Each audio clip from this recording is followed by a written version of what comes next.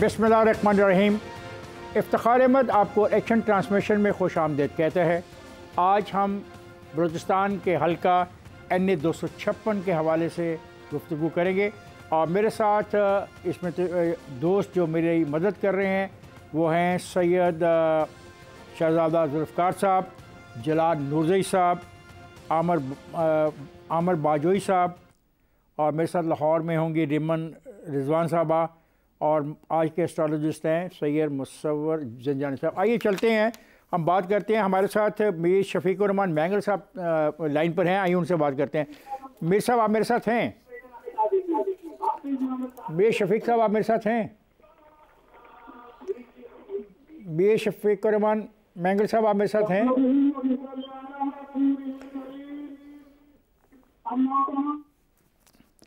जलाल साहब मेरा ख्याल है राब्ते में कोई प्रॉब्लम आ रही है। आप हैं जलाल साहब मेरे साथ? जी जी जलाल साहब ये जो NA 256 है, तो आज कौन कौन से मेहमान हमारे साथ शरीक होंगे? देखिए हमारे साथ मुस्लिम लीग नून के उम्मीदवार शरीक है इसमें, और पीपल्स पार्टी के उम्मीदवार अब्दुर्रहमान ज़ेरी साहब है, और जमात इस्लामी के मौलाना असलम गिज़गी साहब है, और इसी तरह आज़ाद उम्मीदवार सीनियर सियासतदान जो वफाकी वज़ीर भी रहे, सेनेटर भी रहे, मीर असरारुल्लाह ज़ेरी साहब, वो भी हमारे साथ है। और हमारे साथ शहजादा जुल्फ़िकार भी होंगे जो बताएंगे सारे इस इलाके के बारे में, पॉलिटिक्स के बारे में, और एक जायज़ा देंगे हमें बलूचिस्तान का। जी बिल्कुल, शहजाद साहब भी हमारे साथ अच्छा इस प्रोग्राम में शरीक है। नूरज़ई साहब मेरे साथ मीर इसरारुल्लाह ज़हरी साहब लाइन पर हैं, मैं उनसे प्रोग्राम का आगाज़ कर रहा हूँ। ज़हरी साहब आप मुझे सुन पा रहे हैं? जी बिल्कुल सुन रहा हूँ। आप NA 256 के हवाले से बात कर रहे हैं। मुझे आपसे सिर्फ मुझे मसरूफ़ हुए तो आपकी का एहसास है कि पीछे लाउड स्पीकर की बहुत तेज़ आवाज़ आ रही है। मेरे ख्याल आप किसी जलसागाह में हैं। मैं आपसे सिर्फ ये पूछना चाहता हूँ कि ये जो आपका इलाका है, ये पहाड़ी इलाका है, मैदानी इलाका है, ज़री ज़मीनें हैं, यहाँ पे कानें हैं, संगे मरमर की, लेकिन लोगों को रोज़गार नहीं मिलता। इसकी क्या वजह आप समझते हैं कि कौन सा तरीका है कि बेहतर रोज़गार हम आवाम को दे सकें? बिस्मिल्लाहिर्रहमानिर्रहीम। भाई अर्ज ये है कि रोज़गार के हवाले से मौके तो बहुत है और सरकारी जॉब्स भी बहुत है, लेकिन मैंने देखा कि पिछले वक्तों में जो पिछले 5 साल 10 साल गुजरे हैं, वहाँ से रोजगार तो आए हैं, लेकिन यहाँ के लोग या मुंतखब नुमाइंदे या ब्यूरोक्रेसी के लोग इन मुलाजमतों को या रोजगार के हवाले से उसको बेचते गए। आप यकीन करें कि हमारे इलाकों में पूरे बलूचिस्तान में तकरीबन 7 लाख से 18 लाख तक एक पोस्ट बिके, जिसकी वजह से लोगों के दिलों में महरूमियाँ पैदा हो गई है, उनके दिमागों में भी महरूमियाँ, उनके इलाकों में भी महरूमियाँ पैदा हो गई है। और पानी के हवाले से लोग अपनी मदद आपके तहत अपना गुजारा कर रहे हैं, लेकिन जो मुंतखब नुमाइंदे होते हैं वो तकरीबन जो पुराना मुंतखब नुमाइंदा था वो कम से कम इमरान हुकूमत से और PDM की हुकूमत से इस इलाके के लिए लाए। इसरार साहब आपकी आवाज़ में तक बहुत मुश्किल पहुंच रही है, आपके लाउड स्पीकर की आवाज़ बहुत ऊंची है। क्या ये मुमकिन होगा कि आप 5-1 मिनट ऐसी जगह पे चले जाएं ताकि लाउड स्पीकर की आवाज़ कम हो जाए? बड़ा मुश्किल होगा क्योंकि मैं इधर ही बैठा हूँ जलसे में। अच्छा चले ठीक है, जलसा भी हमारा अपना इसलिए चले ठीक है, मैं आपको 5 मिनट तक दोबारा लेता हूँ, शायद तब तक आवाज़ को कम हो जाए या मुझे मौका मिल जाए बेहतर तौर पर अपना सवाल करने को। ठीक है, हेलो। मीर शफीकुर रहमान मैंगल साहब हमारे साथ मौजूद हैं। शफीक साहब आप कैसे हैं? अल्हम्दुलिल्लाह जी, आप खुश हैं? सर मैंने आपसे ये सवाल करना है कि वहाँ पे अल्लाह तबारक ताला ने आपको सब कुछ दिया है, कॉपर दिया है, संगे मरमर दिया है और कीमती जो मिनरल्स दिए हैं, तो इसका फ़ायदा वहाँ के आम आदमी को क्यों नहीं पहुँचता? सरदारी निज़ाम बुनियादी रुकावट है। तो सरदारी निज़ाम को ख़त्म तो कर दिया था जुल्फ़िकार अली भुट्टो ने बहुत पहले, अभी भी चल रहा है। देखें, अमली तौर पे तो करारदादी मकासद भी है, आइन की खूबसूरत शिकें हैं, लेकिन कब अमल हुआ इस पे जनाब? तो ये अमल किसने करवाना है? अमल रियासत ने करवाना है। तो रियासत के नुमाइंदे आप नहीं होते जब मुंतखब हो जाते हैं? मैं तहसील नाज़िम रहा 2002 में, उसके बाद इलेक्शन हम लड़ रहे हैं। हमारी एक शऊरी तहरीक है जी, फिक्री तहरीक है। फ्यूडलिज्म पाकिस्तान में ख़त्म नहीं हुआ तो हम इसका सबसे जो बदतरीन शक्ल समझते हैं बलूचिस्तान के सरदारी निज़ाम को।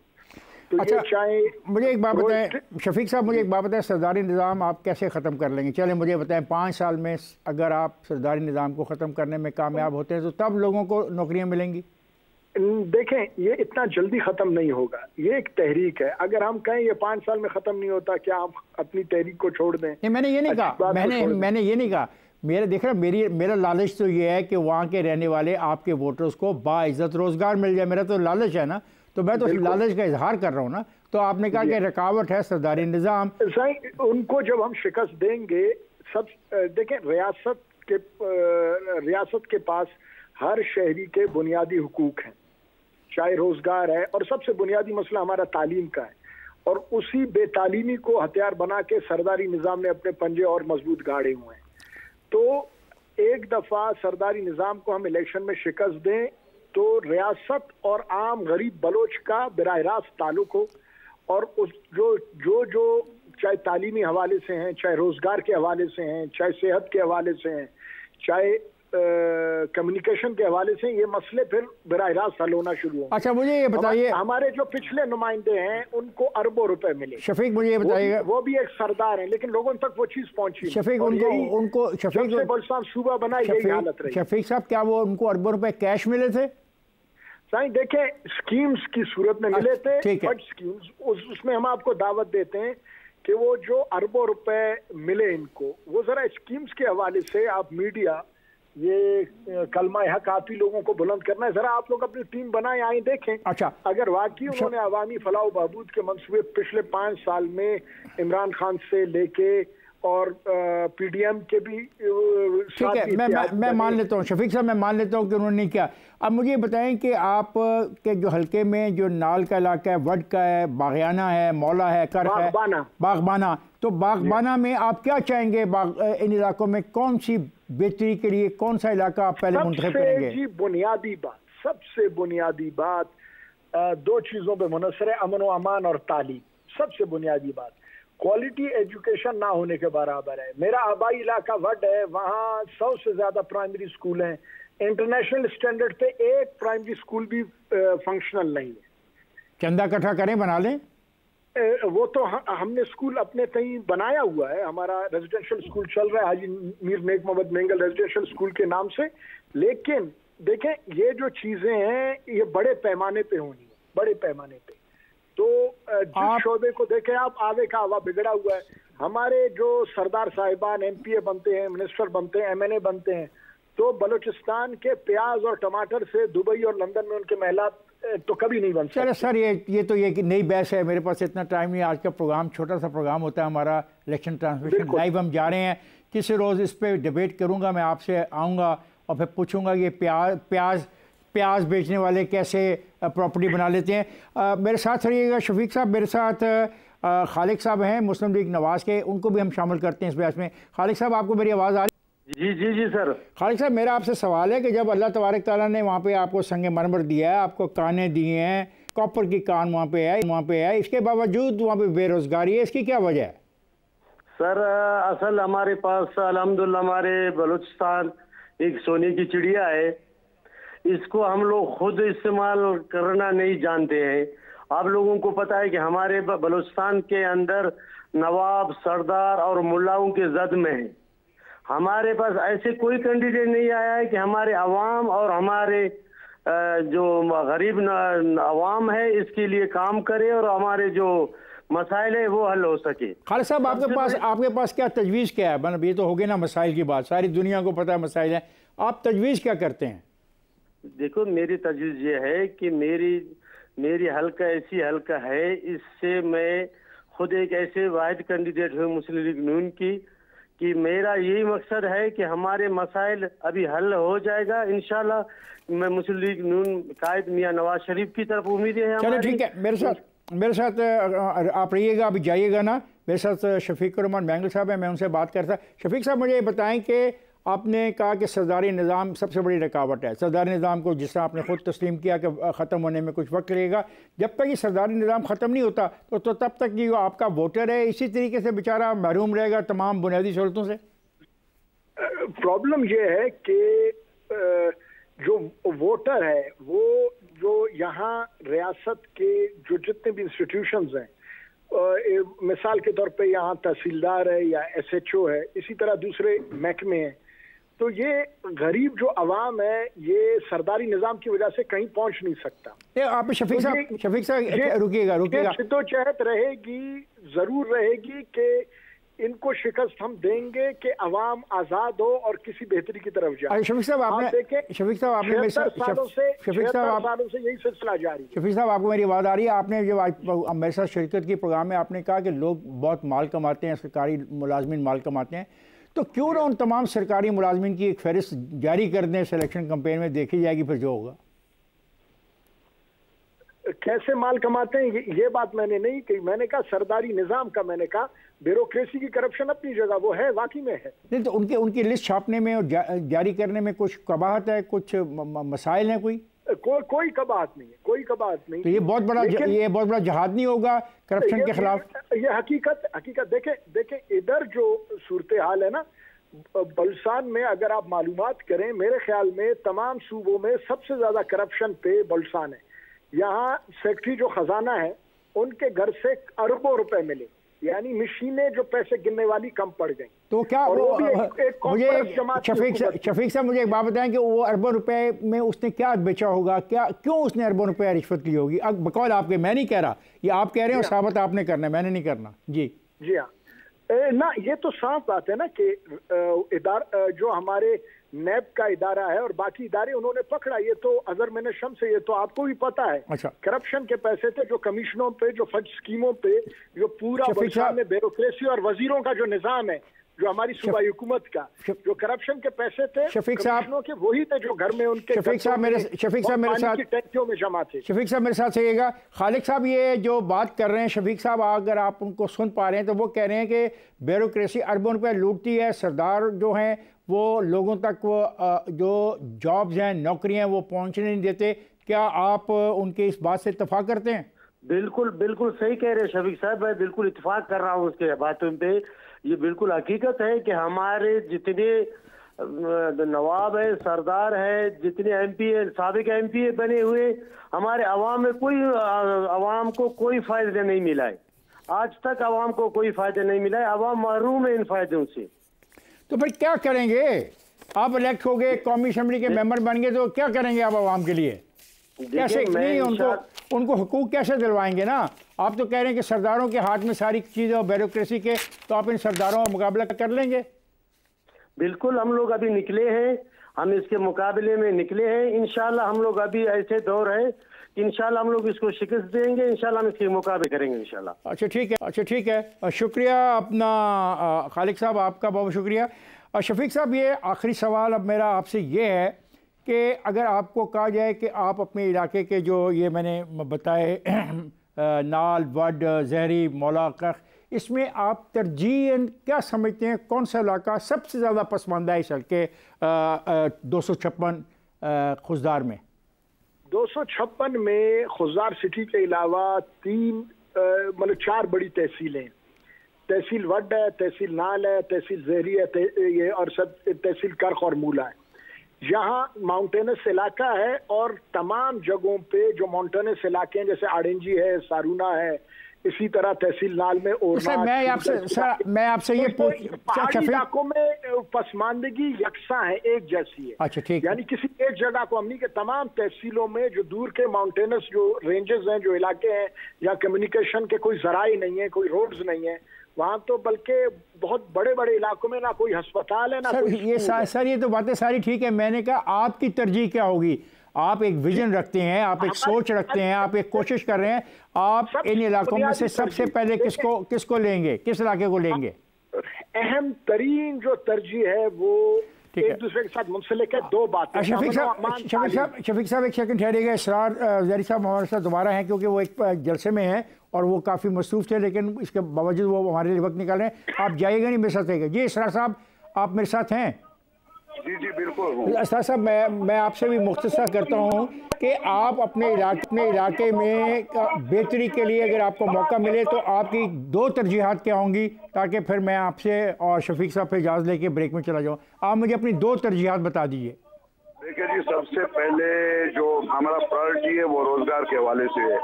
दूसरा हमारा प्रायोरिटी है सेहत के हवाले से। यहाँ सेहत के जो हॉस्पिटल्स है उनकी हालत बहुत बुरी है, उसको बेहतर करने के लिए ताकि हमारे इलाके के लोग अपने सेहत की सहूलियात को अपने डिस्ट्रिक्ट हेडक्वार्टर में संभाल सके। जहाँ हमारे हेडक्वार्टर में हेल्थ के हवाले से कोई ऐसे फैसिलिटीज नहीं है कि जो हमारे लोगों को मुहैया हो। और तीसरा जो है, मैं ये बताना चाहता हूँ कि हमारे इलाके में एग्रीकल्चर के हवाले से कोई प्रोग्राम नहीं है और लोगों का जरिया माश ज्यादा छोटे छोटे काश्तकारी पे है, वो भी ना होने के खबर है। हम चाह रहे हैं कि उनको जदीद सहूलियात फराहम करने के लिए हम अपनी तमाम सलाहियतों को यहाँ सर्व करें। अच्छा, मैं आप दोनों से पूछता हूँ, मेरे साथ मीर इसरार ज़हरी साहब भी हैं और मीर शफीक रहमान मैंगल साहब भी हैं। क्या ये मुमकिन है कि आप दोनों लोगों में से भला कोई जीते भला कोई हारे? जो ये मसाइल जिनकी आप निशानदेही कर रहे हैं और जो हम भी आपसे बात करते हैं, क्या आप मिलकर कभी बैठकर इनमें से कुछ मसाइल के लिए आपस में इत्तेहाद कर सकते हैं कि वो मसाइल हल हो जाए? देखिए, पहले जो हमारे जो गुजर चुके थे MNA साहिबान, उनको मैंने बार बार याद दहानी करा करके इख्तिलाफ के बावजूद मैं उनकी दर पे गया हूँ, उनके घर पे गया हूँ, उनको कहा है कि हमारे बुनियादी मसाइल ये है, इन मसाइल को अपने हल्के में या बलोचिस्तान में इन पे काम करे। लेकिन न जाने उस वक्त के लोग क्या कर रहे थे, कहाँ जा रहे थे, वो जाके इस्लामाबाद के जो रंगीनी उनमें फंस गए थे। तो इस इलाके के ऊपर कोई तवज्जो नहीं। वो ठीक है, वो नहीं, मैं आप दोनों से पूछ रहा हूँ, मुझे आप दोनों के जवाब चाहिए। क्या शफीक रहमान मैंगल साहब आप और ज़हरी साहब आप आवाम के मसाइल के लिए इकट्ठे बैठ के कभी कुछ फैसले कर सकते हैं? भला आप कोई आप में से जीते कोई आप में से हारे, क्या ये मुमकिन है वैसे? जी शफीक साहब, मैं आपसे पूछ रहा हूँ। जी देखें, इसमें कोई शक नहीं कि सेहतमंद मुआशरे की ये निशानी है अगर वो, और ख़ासकर ऐसे तबके की जो सब दावेदार हों, चाहे वो कैंडिडेट्स हों कि भाई बेहतरी हम लाएंगे, तो वो मिल बैठें। लेकिन उसमें फिर आपको भी मालूम है, हमने अपना इजहार भी किया, सरदारी निज़ाम बहुत बड़ी रुकावट है। वो कभी लोगों के साथ ऐसे मामलात में वो बैठना नहीं चाहती, वो अपनी अजारादारी कायम रखना चाहती है। ठीक है, और वो मतलब उनकी तरफ है, हमें तो कोई इसमें इतराज़ इसका मतलब है कि इसका मतलब है ज़हरी मैंगल इत्तेहाद आवाम के मसाइल के ख़त्म होने के इम्कानात बहुत कम इसलिए हैं कि सरदारी निज़ाम उसके रास्ते में रुकावट है। क्यों जी, यही बात है ज़हरी साहब? जी, हमारे ऊपर जो नया सरदारी निज़ाम है वो बहुत ज़्यादा हावी है, तो उनको सपोर्ट हुकूमत पाकिस्तान की भी है, तो इस वजह से बहुत सारी रुकावटें सामने आ रही है। शुक्रिया शफीक साहब, आपका बहुत बहुत शुक्रिया, आप तशरीफ़ लाए। और ज़हरी साहब, आपका बहुत बहुत शुक्रिया कि आप जलसे में होने के बावजूद हम शरीक हुए। ख़वातीन हज़रात, मैं जा रहा हूँ ब्रेक पर, जाएगा नहीं, हमारे साथ रहिएगा।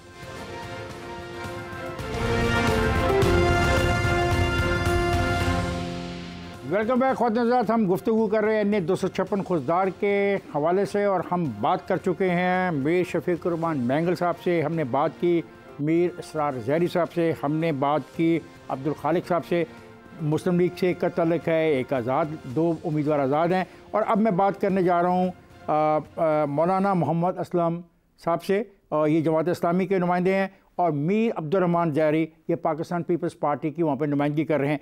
मीर अब्दुर्रहमान ज़हरी साहब, मेरा आपसे ये सवाल है कि आपके इलाके में तमाम वो अल्लाह तबारक ताला ने चीज़ें दे रखी हैं जिससे दौलत आ सकती है, पैसा आ सकता है। आपके पास संगे मरमर है, आपके पास कॉपर है, आपके पास दीगर धाते हैं, तो आपके लोग बेरोज़गार क्यों हैं? उनको उनमें गुर्बत क्यों है? बिस्मिल्लाहिर्रहमानिर्रहीम। भाई, आपने अच्छा सवाल किया। बलूचिस्तान तो वैसे मादनियत से माला माल है, सिवाय इसके आप कहें कि मेरे ख्याल में क्या कौन सी चीज़ है जो बलूचिस्तान में मौजूद है नहीं। लेकिन ये है कि इधर प्लानिंग नहीं है, यहाँ के लोगों को नज़रअंदाज किया जा रहा है। जो भी इधर से अगर संगमरमर निकलता है या कोई और दूसरा पत्थर निकलता है, तो यहाँ रोड्स न होने की वजह से और ये इतना महंगा पड़ जाते हैं लोगों के ऊपर कि वो इससे इतना कमाई भी नहीं कर सकते जितना उस पर खर्चा किया जाता है। तो आप ये कहना चाहते हैं पहले सड़कें बननी चाहिए, जब सड़कें बनेंगी तो ये मादनियात का फ़ायदा होगा, और जब मादनियात का फ़ायदा होगा तो गरीबों को रोज़गार भी मिलेगा, आप ये कह रहे हैं? सबसे पहले जी हाँ, मैं यही कह रहा हूँ कि इसके अलावा आपके ख्याल में दूसरा कौन सा ऐसा बड़ा मसला है जो आप हल करवाना चाहते हैं? दूसरा मसला ये है कि ये जो मादनियात निकल रहा है, खासकर देखें ये उससे संडक प्रोजेक्ट है वगैरह इस किस्म के, और गैस प्लांट जो निकल रहा है, गैस जो निकल रहा है सुई से, इसका फायदा ये है कि यहाँ के लोगों को ये मुयसर नहीं है, और खासकर सुई गैस। यहाँ लोग इतने गरीब हैं कि यहाँ लकड़ी का भी उनके पास सहूलत नहीं है और कोयला का भी सहूलत नहीं है। यहाँ तो चूल्हे जलाने के लिए भी मजबूर हैं लोग। ज़ियारी साहब, मैं एक सवाल करना चाहता हूँ, क्या उन लोगों को अगर उनके नुमाइंदों की मनसूबाबंदी दुरुस्त हो, क्या उनको सिलेंडरों में गैस फराम करना कोई नामुमकिन चीज़ है? हम बड़े शहरों में रहने वाले, एक मिनट सुन लीजिए, हम बड़े शहरों में रहने वालों के भी ठीक है गैस हमारे घरों में है, लेकिन हम भी तो सिलेंडरों से गैस इस्तेमाल करते हैं। तो आप अपने एक हल्के में NH 256 में जहाँ पे गैस की लोगों को ज़रूरत है और उनके पास लकड़ी नहीं, तो आप ऐसा मंसूबा क्यों नहीं बनाते कि उनको गैस सिलेंडरों में फराम कर दी जाए?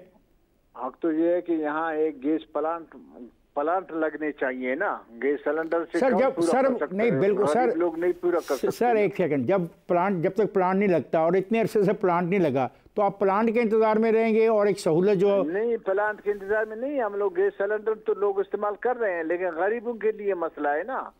बड़े लोगों के लिए अभी भी गैस सिलेंडर हर एक के घर में गैस सिलेंडर है, लेकिन गैस सिलेंडर इतना महंगा है कि लोगों के खरीद से भी उनका वो ऊपर है ना, गुंजाइश से भी ज्यादा है। अच्छा चलिए, ये मसला भी तय हो गया, सड़कें होनी चाहिए और उनको गैस की फराहमी होनी चाहिए। मैं मौलाना मोहम्मद असलम साहब भी मेरे साथ हैं। जी आप भी शरीक हो जाएं जी इस गुफ्तगू में कि आप क्या समझते हैं कि इतनी ज़्यादा मादनियात के बावजूद गुर्बत है, और जिस तरह के हमारे दोस्त ज़ियारी साहब कह रहे हैं कि सड़क नहीं है और गैस भी नहीं है, लोगों को बुनियादी सहूलतें नहीं है, तो आप इसके लिए क्या तजवीज़ करते हैं? बिस्मिल्लाहिर्रहमानिर्रहीम। सबसे पहले इफ्तिखार भाई, आपके टीम का मैं शुक्रिया अदा करता हूं कि आप लोगों ने जमात इस्लामी को मौका दिया ताकि जमात इस्लामी भी यहाँ के मसाइल पे बात कर सके। हमारे ज़िले खुशदार इनगत मसाइल है, उनके मसाइल की वजह सबसे पहली ये है कि नाअहल और करप्ट नुमाइंदे हैं जो यहाँ से मुंतखब होकर सूबा और कौमी असम्बली में तो जाते हैं, इलेक्शन के दौरान बड़े बड़े दावे तो करते हैं, लोगों को अपनी चरब लिसानी से बहकाते हैं, मगर बदकिस्मती है जब ये नुमाइंदे कामयाब होते हैं तो अपने वादों से मकर जाते हैं, फिर 5 साल फिर आते हैं, लोगों को इस तरह धोखे देते जाते हैं। आप तो नहीं मुकरेंगे? नहीं इंशाल्लाह। अभी देखे ना, यहाँ 2013 से लेकर 2018 तक यहाँ यानी 5 साल PP के वजीर आला नवाब असलम रईसानी भी रहे हैं जो इसी खुशदार से उनके ताल्लुक है। यहाँ अमीर अब्दुर्रहमान ज़हरी साहब जो इनके कैंडिडेट है, तो ये 2.5 साल वजीर आला रहे। तो इतने 2.5 साल वजीर आला होते हुए इन लोगों ने यहाँ खुशदार को कोई यानी गैस वगैरह इस तरह की सहूलत नहीं दी जिनका अमीर अब्दुर्रहमान जिक्र कर रहा है।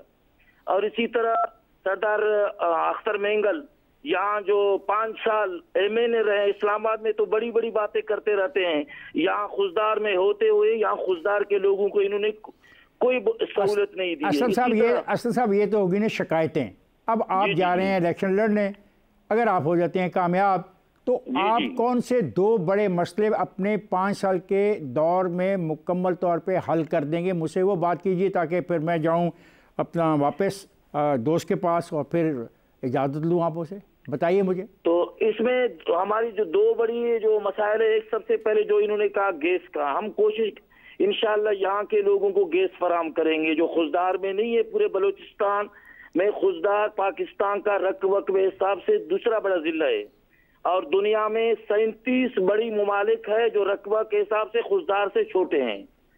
तो इंशाल्लाह हम इनको गैस फराम करेंगे। दूसरा ये है कि यहाँ अस्पताल है लेकिन बराए नाम के अस्पताल है, तो इंशाल्लाह यहाँ हम कैंसर के अस्पताल भी बनाएंगे, इस तरह की और सी बड़ी अस्पताल बनाएंगे जो यहाँ के गरीब लोग इनसे फायदा और इस्तेफादा कर सकें। असलम साहब मुझे बताएं, जो अस्पताल है वो कितने बेड पर है, कितने बेड्स हैं वहाँ पे? यहाँ खुशदार के जो अस्पताल है वो 100 पे हैं, लेकिन मसला ये है कि उनके 100 जो बेड है वो बराए नाम के हैं। यहाँ उसमें बराए नाम नहीं, जब आप कहते हैं बराए नाम है तो किसके क्या मुराद है? वहाँ पे डॉक्टर्स नहीं है, दवाइयाँ नहीं है, हाँ क्या नहीं है वहाँ पे? जी जी बिल्कुल, डॉक्टर भी नहीं है और दवाई भी नहीं है। यानी ये हालत है कि यहाँ कोई अगर जख्मी हो जाए वो मलहम पट्टी है, जो पट्टी भी यहाँ अस्पताल में मौजूद नहीं है। ज़ियारी साहब ये जो कह रहे हैं असलम साहब, इसका तो हल बड़ा आसान है कि डॉक्टर क्यों नहीं है? मतलब अस्पताल है, अस्पताल की बिल्डिंग है, अस्पताल में बेड है और डॉक्टर नहीं, इसकी क्या वजह है? ये हमारी नाहल की आदत है ना। मैं ज़ियारी साहब से पूछूं। जी ज़ियारी साहब, क्या वजह है इसकी? देखिए जी, यहाँ ये बहुत बड़ा जिला है और ये नेशनल हाईवे पे मौजूद है और यहाँ आए दिन एक्सीडेंट्स होते हैं, आए दिन यहाँ ये अब सबसे बड़ा जो मसला है इस वक्त खुशदार के है 50 ये 100 बेडेड का कह रहा है, अब तो मैं कहता हूँ कि 200 बेडेड पे है, इसलिए कि यहाँ वो जो उसके मुताबिक उसको अद्वियात नहीं मिल रहा है और अभी यहाँ एक मेडिकल कॉलेज है। सर मुझे एक बात बताएं कि जो आपके नीचे सूबाई असेंबलियों के उम्मीदवार हैं, कोई उनको दिलचस्पी नहीं है जो PP 18, 19 और 20 है, उनको कोई दिलचस्पी नहीं है कि इस इलाके की बेहतरी के लिए काम करें? सूबाई वजीर को और वजीर आजम वजीर आला को भी ये शिकायतें बार बार गई हैं कि ये जरूरियात को पूरा नहीं कर सकता। एक छोटा सा ये हॉस्पिटल है, ये इस वक्त टीचिंग हॉस्पिटल जरूर है लेकिन इतना छोटा है कि इतना आबादी को ये कवर नहीं कर सकता। अच्छा मुझे ये बात बताएं, क्या ये हकीकत है कि ज़िला खुशदार की जो सूबाई असेंबली की नशिस्त 18 है वहाँ पे 3 भाई आपस में इलेक्शन लड़ रहे हैं, क्या ये हकीकत है? 3 भाई इलेक्शन में खड़े हैं, तीनों भाई इलेक्शन में खड़े। नवाब सनाउल्लाह ज़हरी, मीर इसरारुल्लाह ज़हरी और मीर ज़फ़रुल्लाह खान ज़हरी। मीर ज़फ़रुल्लाह खान है और इनके अलावा जमीयत उलमा इस्लाम का कैंडिडेट है। 3 भाई तो है ना, तो ये सारे ये 3 भाई और आप सारे भाई मिलकर अस्पताल को दुरुस्त कर रहे हैं आप, कोई इतना मुश्किल काम तो नहीं है ना? अभी हर एक उसमें जमात में है, कोई PP में वो उसमें कोई PP में है, कोई अवामी में है, कोई जमीयत में है। नहीं वो बात ठीक है, नहीं देखिए क्या, नहीं एक सेकंड रुकिएगा, क्या नजरिया अवाम की खिदमत करना नहीं है सारों का? देखिए ये नजरिया खिदमत है लेकिन जब इस मुल्क में जो है जो इख्तिदार में आ जाता है ना वो फिर भूल जाता है। अच्छा आप तो नहीं भूलेंगे ना अगर आपको मौका मिल गया? नहीं हम कहते हैं कि हमारे गरीब जैसे लोगों को चलो मुझे या असलम उसको मेंगल साहब को अगर मौका मिले वो भी काम कर सकता है, मैं भी काम कर सकता हूँ, हम लोग गरीबों को मौका मिलना चाहिए। गरीब को गरीब का एहसास है, बड़े लोगों को एहसास नहीं होता है। चले मैं आपसे अब यही कह सकता हूँ कि आप क्या दोनों दोस्त जो है कभी मिलके खुशदार के अवाम की खिदमत करने के लिए तैयार हो जाओगे जब जीतो यहाँ? बिल्कुल हम लोग हैं, हम लोगों का सोच भी एक है, हम लोगों का नजरिया भी एक है, बेशक वो अलग पार्टी में लेकिन तबकाती हवाले से मुतवस्सित तबके से हम दोनों ताल्लुक़ रखते हैं। आप दोनों का बहुत बहुत शुक्रिया कि आप तशरीफ़ लाए और आपने इलाके के मसाइल के हवाले से जो सवाल और जवाब है उसमें शिरकत की। मैं आपका शुक्रिया अदा करता हूँ। ख्वाज़ अब मैं स्टूडियो में रिमल रज़वान से पूछता हूँ कि उसके पास आज क्या ख़बरें हैं और उसके पास हमारे पास इस हल्के के बारे में क्या इन्फॉर्मेशन है। जी रिमल। सर आज के हम खबरों में बानी PTR शाह महमूद कुरैशी को साइफ़र केस में 10-10 साल कैद बामुशक्कत की सज़ा सुना दी गई है। दूसरी जानिब निगरान वज़ीर आज़म अनवारुल हक काकड़ ने कहा कि हुकूमत आम इंतखाबात के आज़ादाना और शफाफ इनकाद के लिए पुरअज़म है। 8 फरवरी को इंतखाबात के साथ ही इसके इल्तवा के हवाले से अफवाहें दम तोड़ जाएंगी। मज़ीद बात करें तो शहबाज शरीफ का कहना है कि हमारी हुकूमत रहती तो जनूबी पंजाब की तकदीर बदल चुकी होती। इस्तेकाम पाकिस्तान पार्टी के सदर अलीम खान का कहना है कि हमारा मंशूर आम आदमी का मुआशी तहफ़्फ़ुज़ यकीनी बनाना है। पाकिस्तान मुस्लिम लीग नून के रहनुमा हमजा शहबाज का दावा है कि इलेक्शन जीतने के बाद नौजवानों को नौकरियाँ फराहम करेंगे। और आज की आखिरी खबर यह है कि पंजाब भर में हसास पोलिंग स्टेशन पर 23,000 कैमरे नस्ब करने का फैसला कर लिया गया है। तो आपके पास ये क्या है, इसकी तफसीलात क्या हैं इस इलाके के खुशदार 256 के हवाले से? खुजदार के हवाले से हम बात कर रहे हैं। देखते हैं कि इस मरतबा हल्के में पोलिंग स्टेशंस की क्या तादाद होगी, रजिस्टर्ड वोटर्स कितने होंगे। NA 256 है ये खुजदार। यहाँ पे पोलिंग स्टेशंस की तादाद 298 है, जबकि टोटल रजिस्टर्ड वोटर्स हल्के में 3,82,000 मौजूद हैं, जिसमें मर्द वोटर्स की तादाद 1,64,555, जबकि ख़वातीन रजिस्टर्ड वोटर्स की तादाद 1,35,527। चलते हैं 2024 की जानिब और देखते हैं इस मरतबा हल्के में कौन से उम्मीदवारों में तगड़ा मुकाबला देखने में सामने आएगा। तो जिन उम्मीदवारों में मुकाबला होगा उनमें सबसे पहले बलूचिस्तान नेशनल पार्टी से ताल्लुक़ रखने वाले सरदार अख्तर मैंगल इंतखाबात में हिस्सा लेंगे, जिनका मुकाबला करेंगे आज़ाद उम्मीदवार शफीकुर रहमान मैंगल, जबकि तीसरे उम्मीदवार यहाँ पे हैं वो भी आज़ाद है, मीर इसरारुल्लाह ज़हरी। चलते हैं 2018 की जानिब और देखते हैं कि इंतखाबात में किन उम्मीदवारों के दरमियान मुकाबला हुआ और कौन से उम्मीदवार आपस में मद्दे मुकाबिल थे। 2018 में ये नशिस्त NA 269 थी। यहाँ से बलूचिस्तान नेशनल पार्टी के टिकट पर इंतखाबात में हिस्सा लिया सरदार अख्तर मैंगल ने, जिनका मुकाबला किया बलूचिस्तान अवामी पार्टी के मोहम्मद खालिद बजिंजो ने, और तीसरे उम्मीदवार थे आज़ाद मीर शफीकुर रहमान मैंगल। देखा जाए कि हल्के के रिजल्ट्स क्या आए, वोट्स का टर्नआउट क्या रहा, मार्जिन क्या था, जीत और हार में क्या बना, तो देखते हैं। यहाँ से जिस उम्मीदवार ने कामयाबी हासिल की वो थे सरदार अख्तर मैंगल, बलूचिस्तान नेशनल पार्टी से ताल्लुक़ रखने वाले। इन्होंने 33,000 वोटों के मार्जिन से मोहम्मद खालिद बजिंजो को शिकस्त दी और यहाँ इस हल्के का जो टर्नआउट था वो 54.32% रहा। और आखिर पे हम चलते हैं हल्के में सूबाई असम्बली की नशिस्तों की जानिब। 2024 के इंतखाबात में हल्के में सूबाई असम्बली की 3 नशिस्तें PB 18, 19 और 20 शामिल है। PB 18 के इलाकों को देखा जाए तो इसमें जहरी, मूला, बागवाना का इलाका आता है, जबकि PB 19 जो है इसके अंदर जो इलाके शामिल हैं उसमें गरीशा, तूतक वगैरह के जो है हल्के के अंदर इलाके आते हैं। और आखिरी नशिस्त इसकी जो है PB 20, उसमें इलाके देखे जाएँ तो इसमें सदर, दरखालो, अरंजी, औरांच और सरूना का इलाका शामिल है। शुक्रिया रिमल। हम जा रहे हैं अब अपना पेरो चीफ से बात करने के लिए कोटा। जी जलाल साहब, अब आपकी तरफ मैं आ रहा हूँ। आप क्या इस हल्के के बारे में कहते हैं? जो हमने कल फैसला किया था कि भी एक बलोच हल्का है, एक पख्तून हल्का है, तो आज हम जो बात कर रहे हैं इसके बारे में आप क्या कहते हैं? जी बिल्कुल, ये 256 खुजदार ये बलोच बेल्ट का एक अहम हल्का है। और इस हल्के के एक अहम बात ये है कि यहाँ पे कौमपरस्त उम्मीदवार वो 1988 से 2018 तक कामयाब होते आ रहे हैं।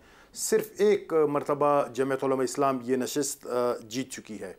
और मसाइल इस हल्के की ये हैं कि 200 के करीब स्कूल कई सालों से बंद पड़े हैं और स्कूल में असातिज़ा की कमी है और या असातिज़ा बिल्कुल हाजिर नहीं होते हैं। अमन और अमान इस हल्के का एक बड़ा ही एक भयानक और संगीन मसला है। यानी आप देख लें कि 2013 के जलाल शहजादा साहब भी हमारे साथ मौजूद हैं, जुल्फ़कार, उसको भी शामिल कर लें इस गुफ्तगू में। ज़रूर। हाँ जी, शहजाद जुल्फ़कार कैसे हैं आप? जी थैंक यू। आप हमारे साथ हैं, मेरे साथ इस वक्त जलाल साहब भी हैं और आप भी मेरे साथ हैं। जलाल साहब हमें बता रहे हैं इस हल्के की सियासत के बारे में, तो आप भी बताइए कि आप इस हल्के को कैसे देखते हैं, हल्का 256 को? देखिए हल्का 256 बड़ा एक इम्पोर्टेंट इस लिहाज से है कि एक तो कलाट डिवीज़न का मरकज़ है और यहाँ पर मीर कौंस बख्श बजिंजो साहब, सरदार दोदा खान साहब, सरदार अताउल्लाह मैंगल साहब, ये अब उनके जो फैमिली के लोग हैं, नवाब सनाउल्लाह ज़हरी, सरदार अख्तर मैंगल और मीर हासिल खान हमें नहीं रहे, लेकिन उनके जो इस वक्त वारिसीन में हैं वो अभी इलेक्शन के इस दौड़ में काफ़ी पीछे दिखाई देते हैं। चक्कर यहाँ पर अब कबायली लिहाज से मैंगल और ज़हरियों का रहता है। हमेशा इख्तलाफात इतने ज़्यादा हैं कि वो सियासी इख्तलाफात के एक दूसरे को वो घसीट लेते हैं इस कबायली मसलों पर भी। आपको मैं भी देख रहा था, शफीक मैंगल साहब भी इधर इस हल्के से लड़ भी रहे हैं और सपोर्ट वो ज़हरी के साथ मिलके सरदार अख्तर के खिलाफ इलेक्शन लड़ते हैं। जी चले, वो सरदार अख्तर साहब को हमने कोशिश की कि राब्ता हमारा हो जाए, लेकिन हमारी बदकिस्मती कि हम उन तक पहुंच नहीं पाए और ग़ालिबन वो एक ऐसे इलाके में कि उनसे रब्ता होना मुमकिन नहीं रहा। अगर वो आ जाते तो बहुत ही अच्छा होता, ताकि पूरे के पूरे जो उम्मीदवार हैं उनसे लोगों को आगाही भी हो जाती जो दुनिया भर में ये प्रोग्राम देख रहे हैं और हम इश्यूज़ पे भी बात कर लेते हैं। मैं आप दोनों दोस्तों से एक आखिरी सवाल ये करना चाहता हूँ कि जब इतनी ज़्यादा मादनियात यहाँ पे मौजूद हैं तो वसाइल का इतने मौजूदगी में वसाइल की मौजूदगी के बावजूद गुर्बत क्यों है? मुझे इसका जवाब चाहिए। फिर मैं वापस आपसे इजाज़त चाहूँगा और वापस लाहौर स्टूडियो आ जाऊँगा। आप मुझे ये बताएं शहजाद साहब। देखिए जब तरक्की नहीं करेंगे, आप तरक्की नहीं करेंगे और गवर्नमेंट जो है वो सिर्फ तवज्जो देगी सरदार साहिबान पर कि सरदार साहिबान खुश रहें और वही इलेक्ट होकर असेंबली में आते हैं, उनको इलेक्शन में भी पुश करते हैं, इलेक्शन में भी उनको जो है उनकी मदद होती है और वो समझते हैं कि लॉ एंड ऑर्डर यही कंट्रोल करेंगे, तो फिर तरक्की की तरफ तवज्जो नहीं होती। फिर पीएसडीपी पूरे पाकिस्तान में सबसे ज्यादा यहाँ पर फंड दिए जाते हैं अपने एमपीएस को, बल्कि एमपीएस ले लेते हैं, ये क्या जाते हैं वो सब सारा पीएसडी एमपीएस के पास होता है, उसी के जरिए वो अपना किचन भी चला लेते हैं, उसी के जरिए वो अपने तमाम काम, कुछ नहीं होता। गुर्बत उसी तरह होती है और वो इलेक्शन के मौके पर लोगों को हांग के, आज के इस दौर में हांग के उनको पोलिंग स्टेशन की तरफ ले जाया जाता है, डराया जाता है कि मुखालिफ ट्राइब जीत जाएगा, उसका एमपीए बन जाएगा, एमएनए बन जाएगा, लिहाजा आप ये काम करते रहें और यही मामला चलता रहता है। अगर फेयर एंड फ्री इलेक्शन करवाए जाएं, हुकूमत उनको सपोर्ट ना करें, तो मेरे ख्याल में ये कबायली निज़ाम जो फरसूदा हो चुका है ये भी ख़त्म हो जाएगा और आम आदमी अपनी तकदीर का शुक्रिया शहजाद साहब। जलाल साहब, मैं आपसे भी ये कहूँगा कि आप भी ये क्या समझते हैं कि अगर पीडीएसपी के पैसे बंद कर दें जो प्रोग्राम है तो कोई बेहतरी आ जाएगी? क्योंकि मैं लाहौर में स्टूडियो में मैंने जाना है वापस। देखिए, जो बुनियादी लोकल गवर्नमेंट का निज़ाम है उसकी फ़ालियत होनी चाहिए और तमाम तरक्याती काम इसी निज़ाम के तहत हो, और जो अरकान कौमी और सूबाई असम्बली को फ़ंड्स मिलते हैं इसका इजरा बंद हो, और फिर ये जो इस वक्त जो सूरत-ए-हाल है सूबे के अंदर उससे सियासी जमातें खा कोई भी हो वो बरी ज़िम्मा नहीं है। शुक्रिया। तो शफाफियत पैदा करना ये बहुत लाजिम है। शुक्रिया जलाल साहब, शुक्रिया शहजादा जुल्फ़कार साहब, बहुत बहुत शुक्रिया कि आप प्रोग्राम में शिरकत की। और ख़ातिरदाद अब मैं जा रहा हूँ एक एस्ट्रोलॉजिस्ट के पास और उनका नाम है सैयद मुस्तफ़ा ज़ंजानी। जी मुस्तफ़ा ज़ंजानी साहब, आप क्या कहते हैं? आपने सारी सियासी बातें सुनी, अब आपके सितारे क्या कहते हैं हमें ये बताइए। देखिए, सितारे जो है ये तो अल्लाह ताला के सितारे ये कहते हैं कि यहाँ पे अगर ये इलेक्शन होते ना पिछले साल तो सरदार अख्तर मेंगल साहब कभी भी जीत ना सकते। इनका चार्ट ये कहता है कि इस साल जो इलेक्शन हो रहे हैं ये इनके लिए बड़े फेवरेबल है, ये चीज़। सेकंड नंबर के ऊपर जो हमारे पास प्लानिटरी पोजीशन आती है वो है मीर इसरारुल्लाह ज़हरी साहब की। इनका चार्ट बहुत ही स्ट्रॉन्ग पोजीशन पे है और बड़े ये धड़ल्ले के साथ अपनी कंपेन भी करेंगे और उसमें कामयाबी भी इनको मिलेगी, लेकिन ये सेकंड नंबर पे रहेंगे। उसके बाद हमारे पास आ जाते हैं मीर शफीकुर रहमान मेंगल साहब। इनका चार्ट जो कि ये पिछले 2018 के इलेक्शंस में भी ये जीत चुके हैं, तो इनकी वही पोजीशन बरकरार रहेगी जो कि तीसरे नंबर के ऊपर इनकी वोट बैंक रहा था। उसके बाद हमारे पास आ जाते हैं मीर अब्दुल रहमान ज़हरी साहब जो कि इस दफ़ा पीपल्स पार्टी की तरफ से लड़ रहे हैं। इनकी प्लेसमेंट देखी जाए तो इनके नाम के मुताबिक जो इनका नंबर बनता है 4 नंबर, इनका वोट बैंक भी उसी सिनेरियो में 4 नंबर के ऊपर ही आएगा। उसके बाद देखा जाए तो हमारे पास जमात-ए-इस्लामी के हैं मौलाना अब्दुल असलम साहब। इनका अगर हम लोग देखें तो इनके नाम के मुताबिक इनको रूल करता है 5 नंबर, अतारत का नंबर, और इनका वोट बैंक जो है ये 5th नंबर के ऊपर ही आता है, जो कि NA 256 की बात की जाए तो ये 4 नंबर के ऊपर आता है। तो ये सपोर्ट ज़्यादा कर रहा है, जिसमें 2 बड़े नाम हैं आपस में टकराएंगे वोट बैंक के हिसाब से। एक है सरदार अख्तर मेंगल साहब, दूसरा है मीर इसरारुल्लाह ज़हरी साहब। और एक चीज़ ऐड करूँगा कि अगर ये सरदारी निज़ाम का ख़ात्मा चाहते हैं ना बलूचिस्तान में, ये निज़ाम का ख़ात्मा जाके शुरू होगा 2024 के बाद से।